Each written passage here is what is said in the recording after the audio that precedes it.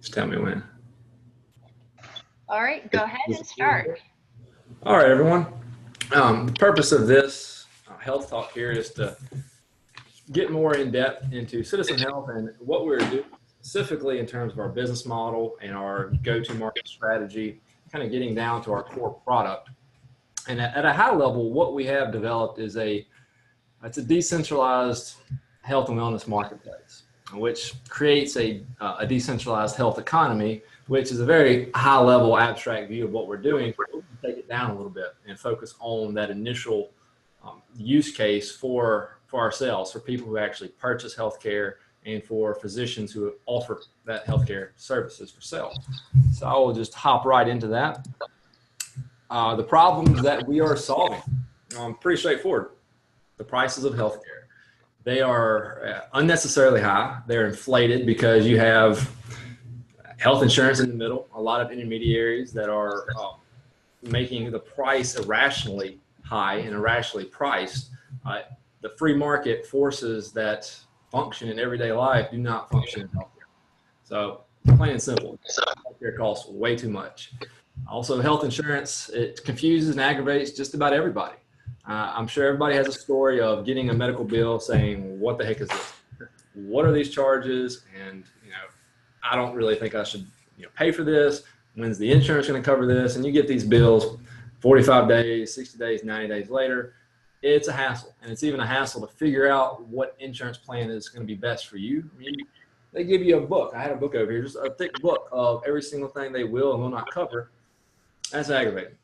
On the other side of the equation, for the healthcare sellers, just about every single doctor, everybody that offers healthcare services to patients absolutely hates dealing with insurance too. The cost of billing the insurance is high. Clinics have 3% overhead on really just the staff and the support systems needed to build the insurance companies. It's on both sides of the health insurance equation. There's a problem. And also the fear of medical bills. I just looked up earlier what people's greatest financial fears are, and it's always in the top three, depending on the study you look at, is that fear of a bad car wreck or getting cancer or getting something that causes them financial catastrophe. As far as getting in that car wreck, you're in intensive care for 6 months, and it's going to cost $2 million. And that causes 600,000 bankruptcies a year. Because of medical. So there's a serious problem here. And it's three problems that we kind of summed up. There's a whole lot of problems in healthcare, but it really kind of comes down to these. And this one chart sums all that up.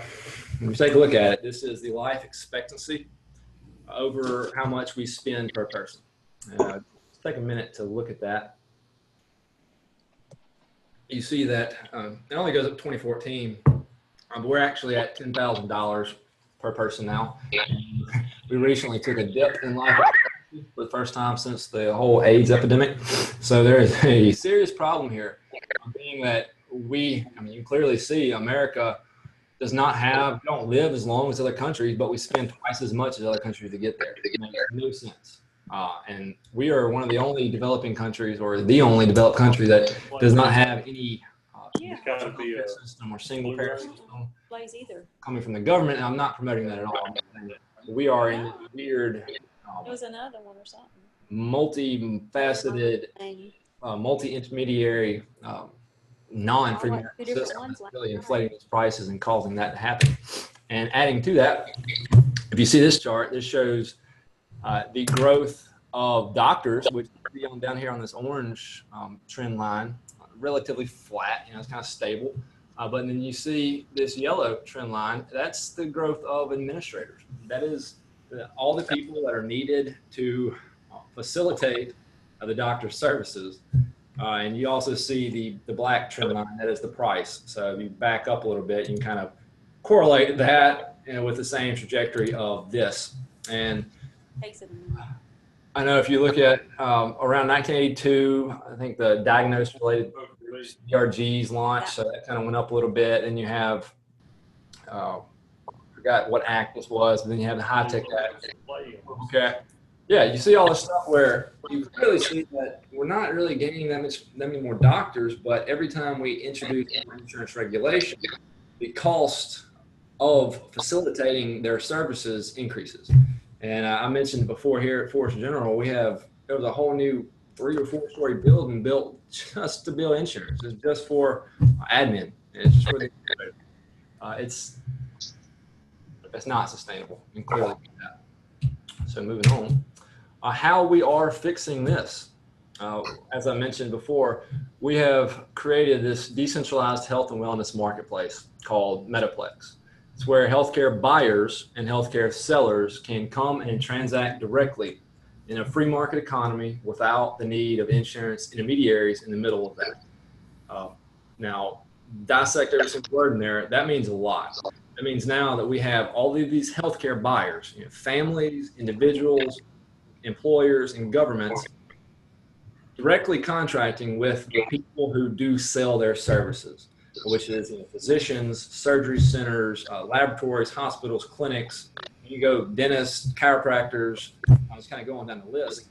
You have a lot of these people who might not want to be called healthcare sellers or healthcare providers, but if you really get down to it, everybody is selling a service. They're solving a need of the healthcare buyers, which we're looking at anybody with a busted knee. They need a complete knee replacement. They need that problem solved. They need to walk better, so they come to somebody that offers a solution that sells them a solution to that busted up knee. So the way you look at an economic transaction, you have buyers and sellers. So that's what we're looking at a very high level. And we've created this decentralized model that connects these two in a easily searchable way. Imagine Amazon for healthcare, where you go on there as a healthcare buyer and you say, I have a busted up knee. I need a knee replacement. And you go there and you say, well, I want a doctor that has this quality rating that meets these criteria of mine, these values that I might have, and I want to pay this price. So you can put up, your ask for this, whatever that may be, and then you can have some orthopedic surgeons over here on the other side of the marketplace. Yes, I will take that. I will take that price, and I'll do your surgery for that. And people can come together all across the country, really cut out the need for the intermediaries, the insurance companies taking that 15% cut or whatever that may be out from the middle of it. So this is a really unique model, and it's really hasn't been possible up until now. And I'll get into the technology that has made this possible. As you can see there, I kind of threw up some little catchphrase. Metaplex is the market in free market healthcare. I come up with that last night, I think, and I'm sitting here thinking about everybody is pushing for free market healthcare, free market medicine. But what is the actual market? Like, where's the marketplace at? It's just a made-up imaginary thing. We're actually creating that market for the free market healthcare system to grow on. So this is pretty big. I mean, this could be extremely large, and we'll get into that later. So moving on here, why now? Why are we at Citizen Health doing this? You clearly see it right now. Annual premiums for a family of four, $27,000. Now that's insane. That's extremely high. But with the current growth of the past few years of health insurance premiums, it's projected to be about $50,000 in 10 years. That's not sustainable at all. I mean, you're going to have one salary just to afford the healthcare premiums. That doesn't include the out-of-pockets and the deductibles and all other stuff that comes with that. And also, I mentioned earlier, there's about 600,000 bankruptcies a year from medical bills. When people file for bankruptcy, a lot of things happen. I mean, that could affect generations to come. I mean, it could really affect the rest of their life, trying to get credit, trying to buy a better house. You tell people in other countries about this, and they kind of scratch their head, like, you got to file for bankruptcy because of medical bills? People don't get how broken our system is over here. And also, we have about 250,000 people die from simple avoidable medical errors every year. And that's probably on the low end. It's estimated it's closer to 400,000 people that die from just problems, medical errors. And I'm under the belief that a lot of these medical errors are caused because we have these inefficient software systems at hospitals where the doctor has really got his face staring at the computer screen, clicking stuff and typing in things, not really focusing on the patient, really focusing on how to bill insurance correctly, and not spending that time, that focus really needed on these patients. And problems happen. It comes down to people die. I mean, I gave a quote like 250,000 people. That's the size of the city that I'm living in, Hattiesburg, and 3 of the surrounding cities combined. Every single year, people just die because of errors. And I do believe that we have the technology and the software now to completely revamp the EMR. And we definitely have to drop the E because it's electronic. We understand that. But the technology we have now, it allows us to create a tool for physicians and for clinicians to use to actually help them, to augment their intelligence, to save them time and not to be a burden. Because right now you talk to every single doctor, the number 1 and 2 things they hate the most is insurance regulation and EMR documentation. It's kind of one and the same. So the time to fix this is now. It's just not, we cannot keep going forward like this at all. It's not sustainable. All right, now, why now? Like, why is this possible now? Why has somebody not done this before? Well, we have this new thing called blockchain technology, and I'm not going to get into what blockchains are. There's plenty of videos out there and smarter people than me that can explain it down to some nitty-gritty detail, but it does give us the power to do things that we just could not do before. It really gives us the power to decentralize a lot of things that go on in our world. People are looking at the financial system, talking about decentralizing money, and it really gives the power back to the actual people is what I look at. And it allows us to transact value without the need of a third party. And so what does that look like? It means that actually send somebody a digital asset, something of tremendous value from your account to somebody else, wherever they are. And you don't have to worry about a bank signing off on that. You don't have to worry about the government checking off on that. You don't have to worry about any other party making sure that you can do that. It's actually validated by the network. That's just the nature of cryptography and these decentralized technologies. But I want to add to that. If anybody is familiar with cryptocurrencies, you've probably been hearing about the ERC20 token, and that makes up about 100% of the tokens out there. Well, the ones that are forked off Ethereum. Now, this new standard is called an ERC 721 standard, and this just got adopted by the Ethereum community either April or March. And this allows for non-fungible tokens. Now, what does that mean? Well, with the ERC20 token, like Ethereum, like Ether, for example, if I have 5 Ether and I send it to you, Philip, you still have that 5 Ether. And Megan, if you had 5 Ether, it's still the same 5 Ether, not the same 5 Ether, but it can be interchanged. It means all the same. 5 is 5, 5 is 5. But now with these non-fungible tokens, that means you can have one unique digital asset that you own that has certain terms and conditions attached to it or programmed into it that nobody else can duplicate, so to speak. So in this situation, we're actually creating a tokenized health outcomes, or tokenized health offerings, which is the actual transaction mechanism or Metaplex. It is, think about it this way. Let's say you just kind of go down the list and say, these are the offerings that me as a doctor can perform. I can sell 30 days of my services, as in direct primary care, where I can sell a surgery, I can sell a physical therapy session, or I can sell a bundle of all those, because with a knee surgery, you're going to have to go to the pre-op, post-op, you're going to have medication, back or knee brace, crutches, all that stuff. You can actually put all that together into one bundled offering, one single token that has these terms and conditions with time expirations, with certain other factors programmed into this that allow healthcare buyers to purchase this particular asset as a gift card or a voucher. I'm trying to come up with a better term for that. But this allows self-funded employers that can pretty much predict how much their spend is going to be, how much their cost on healthcare expenditures are going to be for the next year. They can go ahead and say, all right, well, we need to go ahead and say, we're going to have 100 back surgeries because on average we've had 100 a year. So we can now post this and say, we are going to have 100 back surgeries and we want to pay $15,000 a piece for them. So they put this up on the an offering. And then on the other side, you do have these surgeons and these surgery centers that say, okay, well, we'll do these back surgeries for $17,000. And then you might look at that and say, oh, they have an excellent reputation, really good quality. They're close to me. So we didn't make that deal. So you can directly contract, purchase in bulk. And there's so many more things you can do with this too, because since this is a digital asset that can be programmed, you can have an expiration time on this. So the surgeon can sell that, say, one surgery that is good for 365 days. And then after that 365 days, nobody can redeem this token for a surgery, because you can't load a doctor down with unpredictability.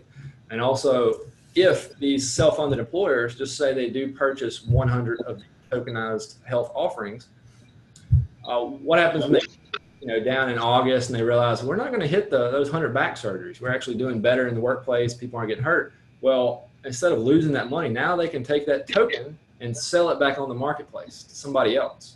So you're not stuck with that large bill. You can actually sell it off to somebody else that can benefit from it too. So there's so many things that we can do with this new non-fungible token standard. And you can imagine the American Medical Association is not going to like it much because of the possibility to replace CPT codes with this. It's just a thought. I shouldn't say too much about that. Well, all right, so moving on. Let's see here. Now this is our technology stack, or our economic stack, really outlining what we are working on. And as you can see, this health and wellness marketplace right here, that's a small part in what we're doing. And maybe this graphic doesn't do it justice, but what we are working on is something as a whole to power a new health economy, where these healthcare buyers and healthcare sellers do transact to create an economy. So that's what we're trying to do, is create a decentralized economy. And it's going to take all of these layers to make it happen. And we are building on a Ethereum blockchain, on a public Ethereum blockchain. We are working with BigchainDB and Filecoin distributed file storage. And you get on here to the MEDIC protocol. And I'm not trying to get into this very deep, because this doesn't really apply to this business model for investors. But the MEDIC protocol, we should be releasing that probably on testnet, probably this month. And we just tested out the governance layer, community governance. We just tested that out today. That should be live on testnet here in a few weeks. And that gives MEDIC's token holders like yourself. I know Philip, you invest a little bit. That gives you the right. Now there's an application that's going to be vote.citizenhealth.io, where you can go and vote on the direction of what we're doing. So everything we're talking about, you can vote along with the other token holders. And it's a liquid democracy style voting system.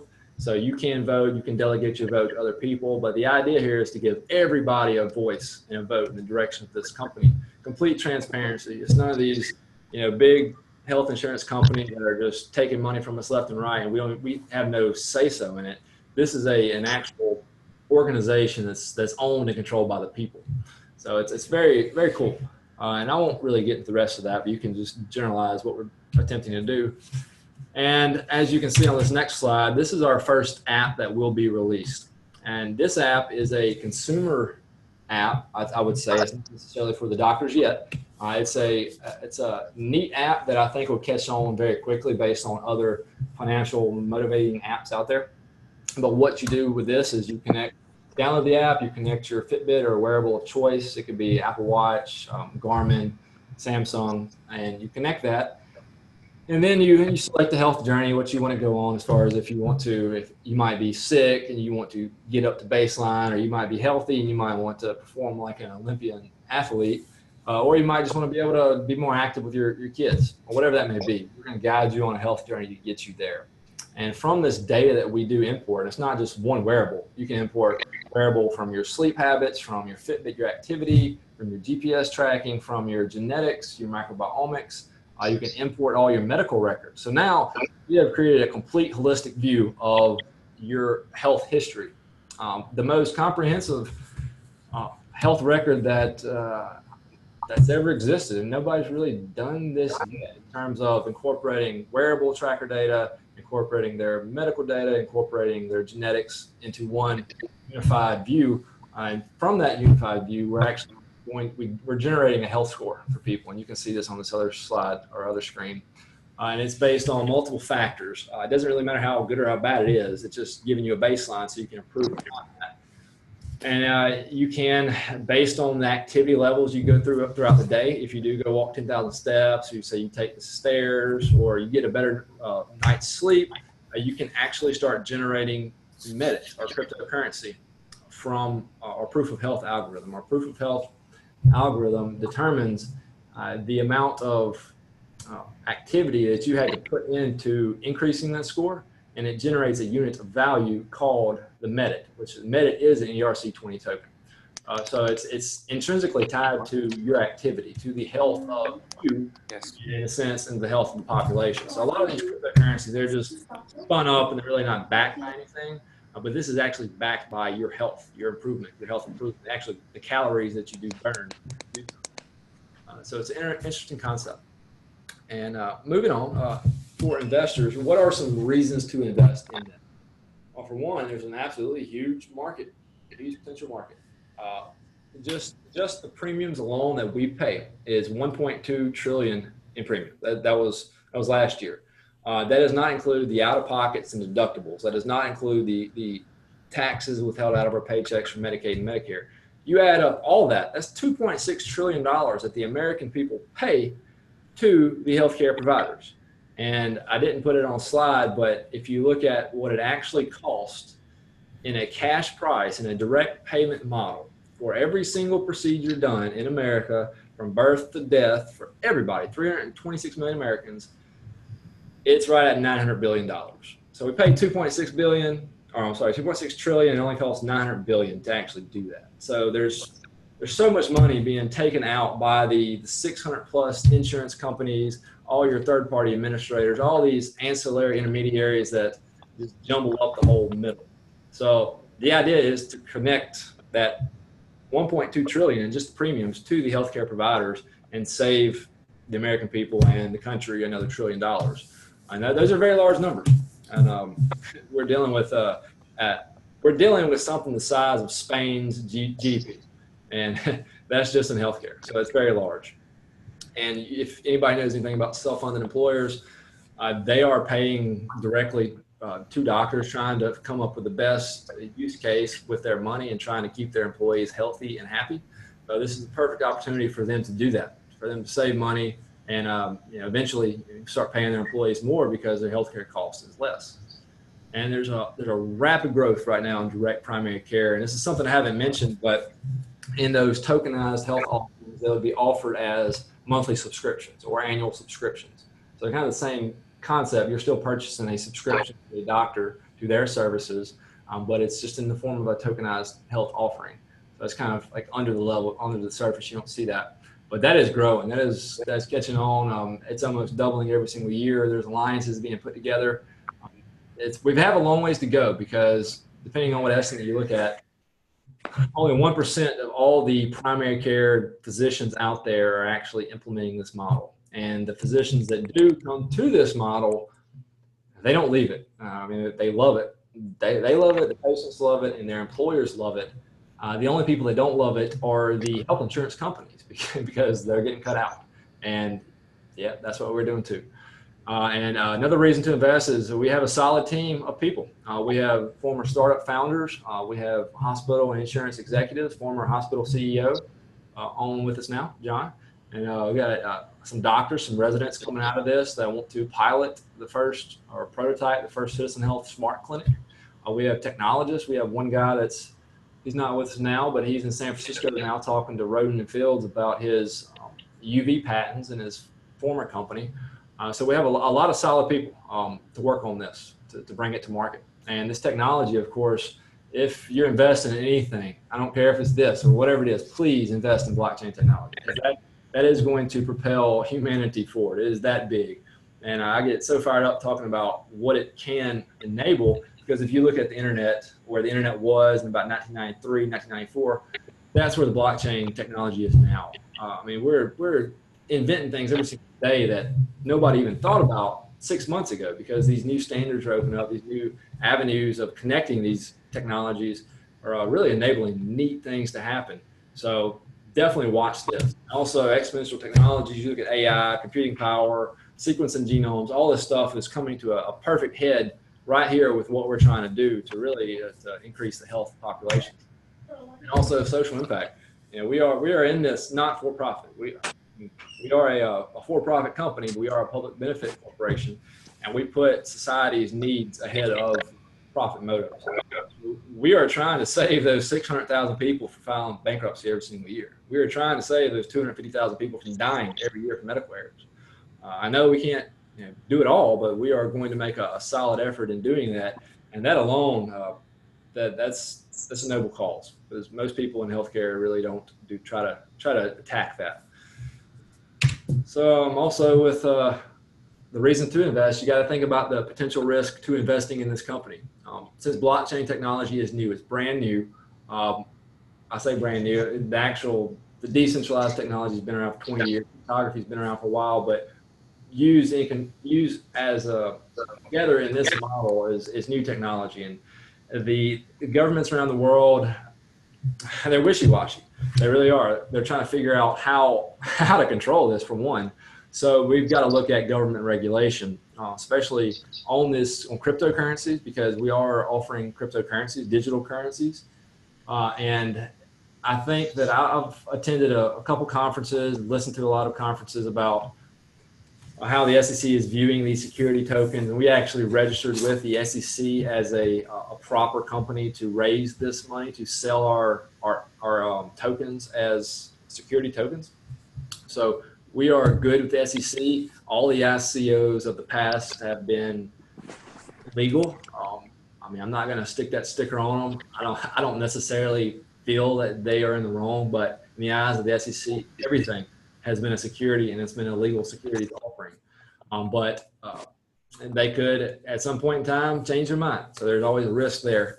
And also government regulation on insurance. I mean, we are trying to shut the insurance companies down or provide a better model. Like, I'm not going after the insurance companies, but we're just providing a much better mousetrap. It just makes them obsolete. And they're not going to go down without a fight. They will send more money to Washington, more lobbyists, and try to get the current laws that are changed, because there's quite a few laws that are in our favor right now, and it's looking like the next couple of years it's going to get better. But I see that there's going to be a lot of government or lobbyist pushback on this. So you got to take that in mind. And also competitors who could step in and be a major competitor. For one, insurance companies. They could see. I don't think insurance companies are necessarily going to pivot and completely blow up their business model. They have too many stakeholders investing in this, and they're going to try to fight it. They won't try to pivot. You're looking at Dave Chase released something about insurance, or how newspapers were analogous to the health insurance companies now. It makes a whole lot of sense. I think insurance companies are going to dig their heels in and try to fight it. But I do think there will be some innovative insurance companies like Oscar. That's one that could that probably sees this opportunity. So they will be competitors. And also healthcare sharing companies. Many of you might be familiar with like MediShare, Liberty Health Share. It's basically it's a peer-to-peer sharing company. Kind of the same concept we're running with. We didn't even talk about it, but a peer-to-peer assurance model. And also the government. If for whatever reason we do adopt a single payer system, that kind of goes back to the insurance companies. It's just going to be a bigger cartel of insurance companies. So they are a competitor. You have to throw that in there. And also Amazon, I don't need to say too much about that. They're already looking at healthcare, and this is this could be an avenue for them. But at the same time, we're planning on moving fast, and I think speed to market, first to market, will be the winner in this. There's a lot of situations where first to market is not the best, but I do believe that first to market network effects are going to solidify the first person, the first company to do this. Because once you have more doctors coming on board, and you have more people trying to purchase their service, and it just grows out from there. And also you have to worry about new startups developing technology like this, because you got a lot of innovative thinkers out there that are trying to disrupt the status quo using this new technology, and they're trying to put together anything they can. And there's a lot of really innovative health tech companies developing on blockchain technology. None that I've found that are doing exactly this, but there's a lot of them that are doing something similar. So they could easily start moving in that direction. They got to think about that. In our roadmap, our governance, Medix governance testnet, which what I was talking about voting with the Medix token, we demoed that today a little bit, but we're going to launch that later on testnet later this month. Medic protocol, launch that next month. Humantive, which is our app, that's the screenshots of those apps. We're going to release that in June. Should be released for beta testing in June. I think it's going to take a couple months to get that algorithm perfected. Our collaboration engine, that's really where we're just going to come together with a lot of clinicians, researchers, statisticians to come up with just a better algorithm, because this is going to be an ongoing process to really to make this proof of health algorithm clinically validated, because we want it to be in that doctor's office where that doctor can have faith that this score, this health score, that surgery that he did on this patient, that outcome that he got on this health score is actually valid. It's peer reviewed. So we're trying to get a group of people together to do that. We've kind of already got the ball rolling on that. Regulation D offering in August. What that is, right now our crowdfund is under a Regulation CF offering, and that has certain stipulations. Can't really talk about details here on this video, but you can read some stuff on our Start a New Campaign page. But our Regulation D offering is to accredited investors, and we anticipate doing that around August, a few months from now. We're going to launch our Metaplex Q4 of this year. We're going to push for that. I think we should be able to pilot it fairly easy by then. And then we're going to launch our Health as a Service the first quarter of 2019. And what Health as a Service is, I didn't get into that, but that is a subscription to healthcare based on your genetics and your health history, where you can, at a base, you're going to subscribe to a primary care doctor. You're going to have physical and virtual visits with this physician. You're going to be able to chat with whether that is a nurse bot or whatever we're going to call that. But it's ways where you can subscribe to health services based on your needs. And we're going to try to launch that, like I said, probably in January. And for this round that we're currently having right now, we're raising $1 million, actually 1.07 million. But for that, we are going to develop out Humantive, Metaplex, Medit, and Medix. We're going to get those launched. Of course, it's going to be ongoing development, but those will be live to the public with this $1 million that we're raising. And with that, we're going to bring on 6 full-time employees. We're going to probably contract out with other development companies. I was already talking to a guy today about some other development, but I like the contract development route. So it's cost effective, and you can get a whole lot better talent sometimes like that. And also, we're going to spend some of this money on the regulatory, the patents and security docs. If we are going to patent stuff, I'm not entirely sure. There's pros and cons to this. I do believe in open source. I do believe in open innovation. But if we could possibly patent something and apply an open source license that still holds that patent enforceable, we'll go that route. And also security docs, we will be elaborating on the Medix token. We will be selling our token on an exchange, a security token exchange, when that time is right. Of course, we got to spend money on that. And development's continuation. We're gonna put about half of this $1 million into software development. And the core team, like I said, we have a solid group of people. Myself, we got Nabil, that's the one that was in San Francisco trying to, in discussions about his patents.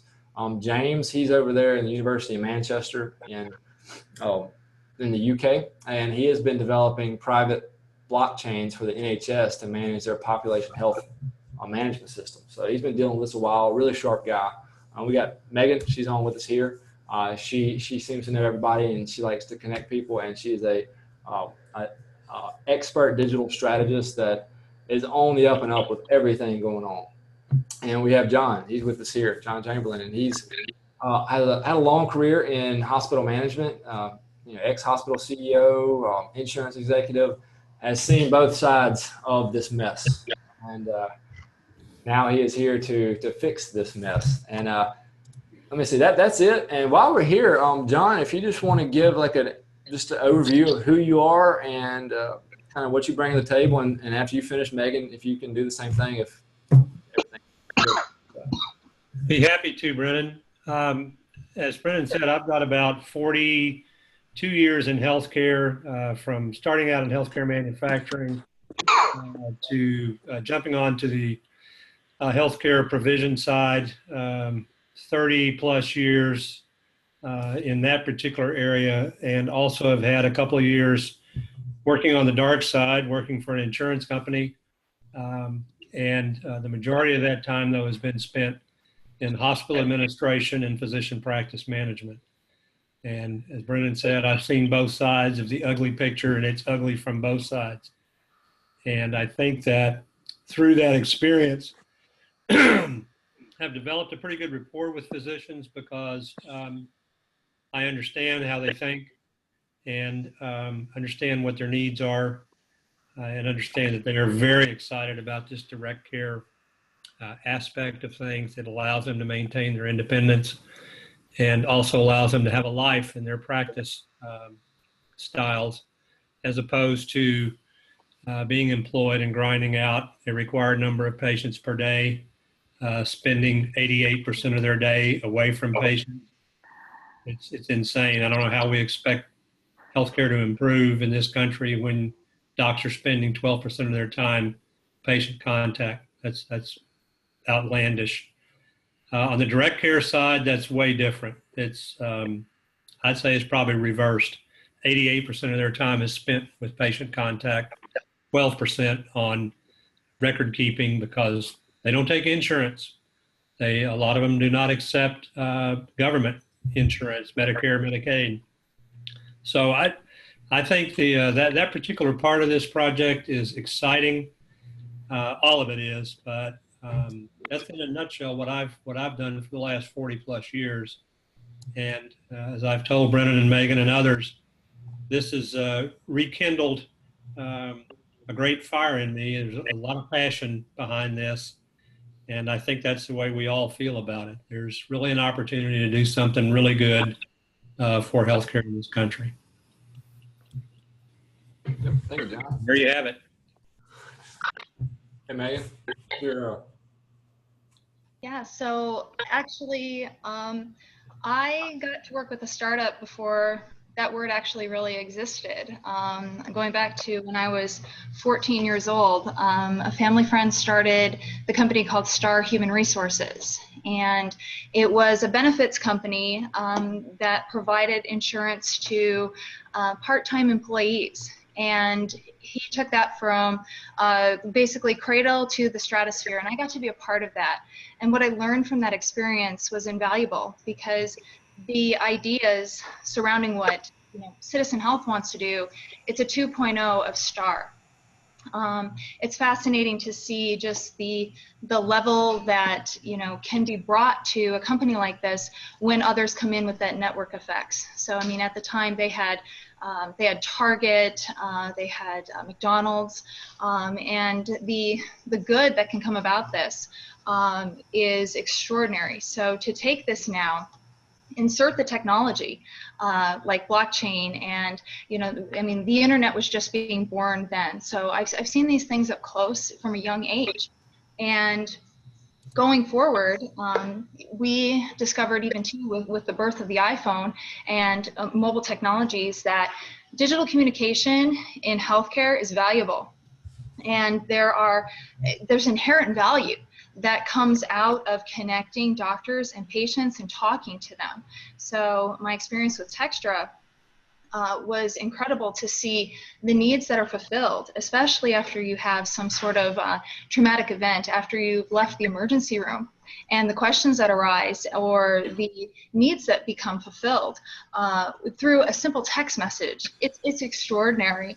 And I think that those types of services too are just part of this missing link on top of the health plans, but that connection to a physician or a trusted source.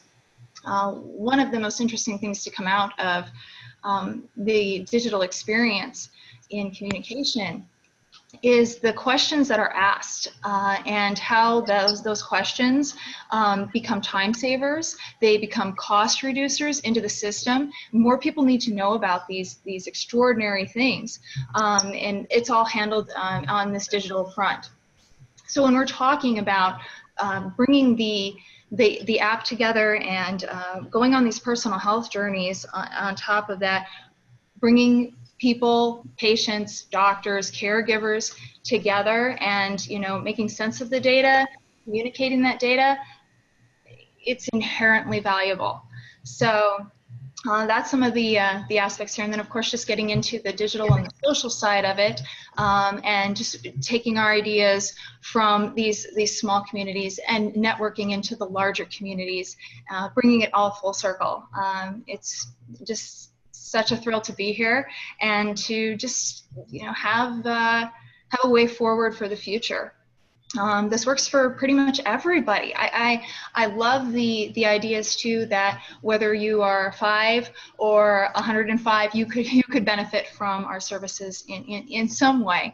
But just even to taking the next generation, taking our kids, taking our millennials, taking, even too, I'm finding that the articles that I'm reading here, it's like people who are 60 years and older. Those are our adopters of technology now in healthcare. So gone are the days where it's like, oh, I don't think that people are going to understand this, or I don't think they're going to adopt this. Yes, they will. If it's going to help them, if it's going to save them time, if it's convenient, we'll navigate and we'll get people the technology and the roadmap to care for their health in ways that nobody's ever imagined. That's right. Thank you, Megan. Well, everyone, for the sake of keeping it an hour, does anybody have any questions? Any questions? Let's see here. I don't believe I have anything that I want to add. I mean, there's all kinds of stuff I want to talk about, but this was the point of this tonight, was just to kind of dig into what we are going to do in terms of our core product, which is this marketplace for healthcare offerings. If you start digging into that and looking around and thinking about it, you realize that this could be absolutely huge. And will be absolutely huge. Whether we do it or someone else does it, somebody is going to do this. And the opportunity is there, and I'm sure other people see it. But we are one of the first companies that are pursuing it and making it happen. So with that, I'll just leave it open for any questions anybody has later on. I'm always available. I mean, people can find me on LinkedIn and all that good stuff, and everybody else on our Start Engine page. So if nobody else has any questions, I just want to thank everybody for joining us tonight, and have a good evening. Take care, guys. Thank you, Therese. Happen, good to see you. Philip, nice to meet you. Nice to meet you, John, Megan. Thanks, Megan. Philip. See y'all later. All right. See you. Bye-bye. Bye. Thanks, Brennan.